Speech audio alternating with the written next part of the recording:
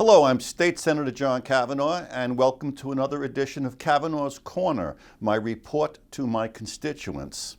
And this issue is an expose of sorts on the extreme wokeness that my Democrat colleagues have been displaying on social issues. As you may remember, last year I introduced bills that the Democrats totally opposed and the governor vetoed that would have said that in school bathrooms, locker rooms, showers where people are completely naked, and overnight hotel rooms on school trips, everybody had to be of the same biological gender. I also had a bill that said before you can call a student in a public K-12 school by a first name or pronoun that is not aligned with their biological gender at birth, you had to have parental permission. And again, the Democrats all opposed it and the governor vetoed it. So this year I came back with a milder version in the hopes that we can give children some protection.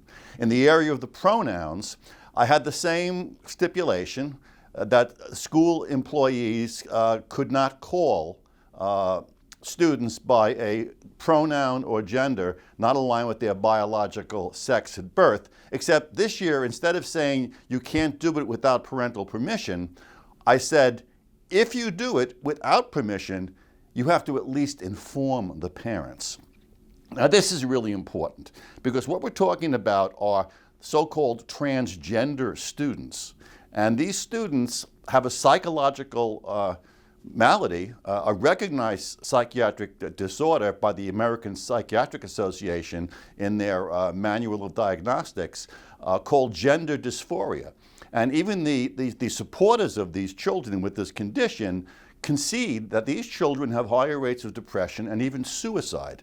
So it is extremely important that parents know that their children have this condition so that they can not only deal with it as a family, but get the child psychiatric or psychological help. Schools should not be facilitating this gender transition without the parents even knowing about it, especially in cases where the parents do know about it and they have been told by the medical personnel treating their child to not engage in going along with this different gender, so they could be hurting the child. So again, this year I reran the bill and said, I won't stop you from calling them, but you must tell the parents. Again, the Democrats all opposed this bill. And to show you just how out of touch they are, just how bizarre their thinking is, what follows now is a clip of the House committee hearing where my bill was heard several days ago. And you can listen to the statements being made by the Democrat opponents of my bill and my reply. So take a look at how far they have strayed from American mainstream values, and keep that in mind when you judge them. Thank you. Mr. Chair, I move that the Senate Bill 1166 receive a due pass recommendation. Thank you. And Senator, I believe we have 4 people signing in against, so I'm going to let you do open and closing comments. Go ahead. Thank you. Thank you, Mr. Chair. Thank you for allowing me to have my bill close out your committee. Thank you. Staff described the bill very accurately. This is similar to a bill that I ran last session that went out with partisan votes and was vetoed by the governor. Although this is not the same bill, it doesn't make any sense from my standpoint to run an identical bill. So I made a change in it. I tried to make it more palatable or less offensive, if you will, to the governor and the Democrat members. The bill I did last year required parental permission before school staff could call a student by a pronoun or first name not aligned biologically with gender. I changed it this year, and it's just, if you do that, at least tell the parent. Inform them what you're doing. And I think this is important because even proponents of transgender rights admit that there is a higher level of depression and suicidal thoughts among these students. And that is something that a parent should know about. That is something that a parent might want to seek psychological, psychiatric help for the child. Now, the argument against that is that some parents will, throw the kids out or harm them. Well, we have counselors, we have school resource officers who know the phone number for Child Protective Services, and there could certainly be an intervention to make sure that doesn't happen. And with that, I stand for questions. Members, any questions for the good senator? Mr. Chair, Yes, please. Mr. Chair, Senator, does this include private schools? No, this would be, I believe, just K-12 public is written. I think the senator is correct on that. Yeah, Staff public, can- public only. Public only, yes, the staff is nodding. Is there a continuation, or should I switch? Go ahead. Okay, go ahead, thank you. Thank you, Mr. Chair. Senator Kavanagh, with all due respect, if I were to use she, her pronouns addressing you, talking about you, would you be okay with that? I would, Mr. Chair. I guess it would depend on the context. If it was said, in my opinion, with some mean or vicious intent, I would be upset. But I would be upset if you called me anything, if you called me Mr. or John under that. But I mean, if it's just casually joking, that doesn't bother me at all. Just a follow-up, please, Yes, ma'am. Mr. Chair. I just mean, if I were to say, this is Senator Kavanagh's bill, she had a similar bill last year, would that be upsetting to you? Would you prefer that I use your correct pronouns? As an adult, I would prefer that you use my correct pronouns. But if you were addressing my child, I would sure want to have control over that, especially if you were basically going along, facilitating, encouraging some belief or behavior in my child that I might want to know about and would be concerned about. Just Please. last one, Nope. thank you. So I just want to make sure I understand what you're saying. By me just honoring you saying, please use he, him pronouns, regardless of your age, that would be a problem. Meaning, if a student, no matter their age, they want to go by a different pronoun or use they pronouns, that is something, I mean, as a teacher, I don't use a different pronoun to lead them in a certain way. I use it just like I asked you what pronoun you prefer. I ask them what pronoun they prefer, just to be respectful. Sure. Mr. Chair, Senator, this bill doesn't stop you from doing that. This bill simply says the parents need to know if that's happening. So you can do it all you want. Yes, Judy. Thank you, Mr. Chair. Senator Kavanagh, so what do your transgender constituents think about this bill? Mr. Chair, none have seemed to comment to me on it. Okay, may I continue? Yes. Thank you. How does that 5-day parental notification that's in the bill, how does that help students? Mr. Chair, it helps the school so that they have time to make it and not violate the law. I think the students would be helped if it was an immediate notification so that the parents knew as soon as possible to be able to help the child. But I thought an immediate notification might be too burdensome on the schools. Okay, Please continue. thank you. How would this bill affect intersex students? Mr. Chair, Representative Shreve, please define intersex students. Well, young people born with different, with elements of both biological sexes. Mr. Chair, I would assume you would simply look at the birth certificate and see what the medical personnel made the designation of. But I think we're talking about a infinitesimally small percentage of students that would be requesting pronouns of a different gender. But you would have to look at the birth certificate. Okay, so two follow-up questions. So, do you know the percentage of transgender students in our schools? You said it's an infinitesimally small percentage of intersex students. What's the percentage of students who are transgender or Mr. choose Chair, pronouns? Representative Supervisor, I have no idea, and for the purpose of the bill, it really doesn't matter. This is just a matter of if you as a teacher decide to call the student by a non-aligned first name or pronoun, that you just tell the parent. Continue. So this presumes that a teacher might refer to a student against their, with a different pronoun against that student's wishes. Is that what you're trying to address with this bill? Mr. Chairman, Representative Freebit, no, against the parent's wishes, if the pronoun is not aligned with the biological sex of the child. So what do you expect might happen to a student whose parent is upset or angry about the fact that their child has asked to be referred to with different pronouns?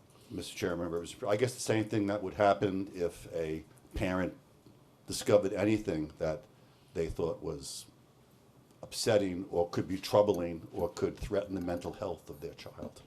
Concern, I would think. Some might be angry, but then the student could talk to the school counselor or the school resource officer, who could contact the appropriate child protective service people, who could talk with the parents beforehand and ensure that there was no issues. But then again, if the parents were so violent and volatile, perhaps it's good to know at this point and have these professionals come in and intervene to protect that child from the parents. Thank you, that's all. Yes, ma'am. Thank you, Mr. Chair. Senator Kavanagh, got a couple of questions for you. First of all, do you know how many schools have counselors in them? Mr. Chair, Representative Hamilton, I have no idea. But Okay. I think most have a counselor or a school resource officer or some employee, maybe an assistant principal that handles these types of student relations. Yeah, not Continue. not every school has a school counselor. Mr. Chair, a second question. So, Mr. Kavanaugh's got high school students here, and most high school students have anywhere between 5 to 7 classes in their schedule. And say a student is new to Arizona, they've moved here, and teacher in first period, this is a law, teacher in first period has to call said parent of student on Monday. But All right? That's They do their due diligence. The second period is on Tuesday. The student goes to school. Second period, same thing happens. You go through all 7 teachers who are following the law, and they reach out and call that student's parent. How do you think the parent is going to feel having to field and take time out of their schedules for 7 phone calls from 7 teachers about their child who is not being disruptive, who is just showing up and trying to get through their day? How do you think those parents are going to feel having to field all of those calls? Senator. Madam Chair, I would assume they would be upset at the school for not reading the law and following it, because the teachers are not supposed to notify the parents. The school is supposed to notify when they're made aware of the situation, and the school, by this law, is required to develop a policy that would tell all of its teachers to notify whoever in the school when this happens, so one person does this. So I'd be upset if I was a parent because teachers weren't following the rules, or the school district didn't follow the rule and create the policy that would prevent that. Go ahead, sir. Mr. Chair, Senator Kavanagh, I believe you just referred to the chair as Madam Chair. If you can refer to him under his pronouns that he prefers. Thank you. And, Mr. Chair. Yes. Seth Blackman, I have been called worse. this is not K-12, so we don't have to worry about that.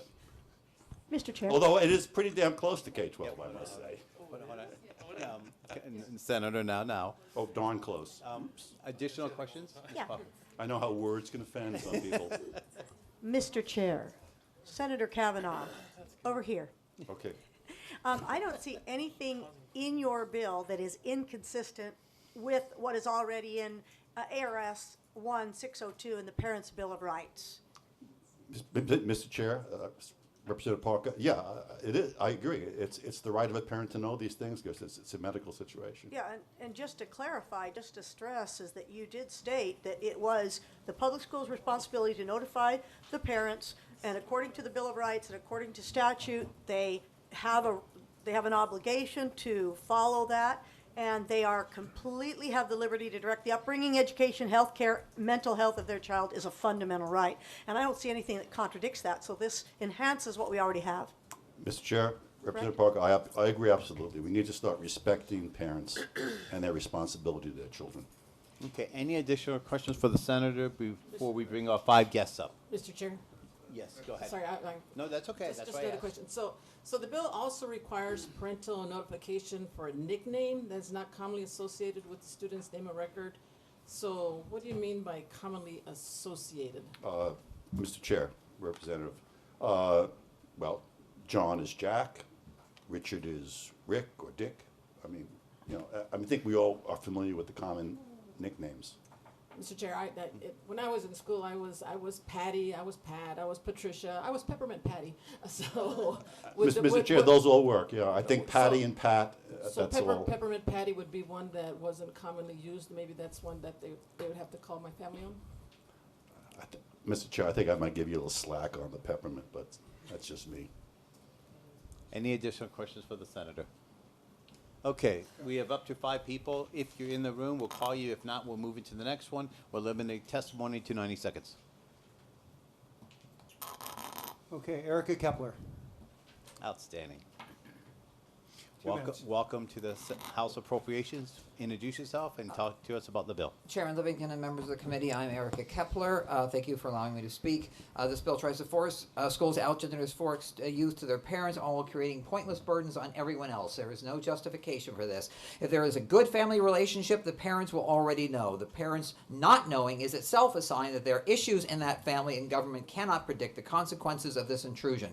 Coming out to people close to you is a deeply personal thing. It is done with great consideration of the person's nature and their relationship. It's something I planned out months in advance. At best, it's wildly rude to forcibly out any trans person when they are not ready for that. Outing a gender dysphoric youth to unaccepting parents is extremely dangerous, often leading to homelessness and futures destroyed. After my parents found out, we never spoke again. Government has no business intruding itself into this complex family dynamic and intensely private matter. In practice, though, no parent will be told anything they didn't already know. Kids are not dumb. When it is known that asking to be called by preferred pronouns will get parents notified, kids won't ask. This is not a parents' rights bill. Meanwhile, this bill creates bureaucratic hassle for everyone in this attempt to out the tiny number of gender dysphorics. Anyone using an unusual nickname has to have a letter home, even though the family already knows. If a foreign language class has students choose a name in the subject language, letters have to be sent home. If teammates give a star player an honorific nickname, another letter.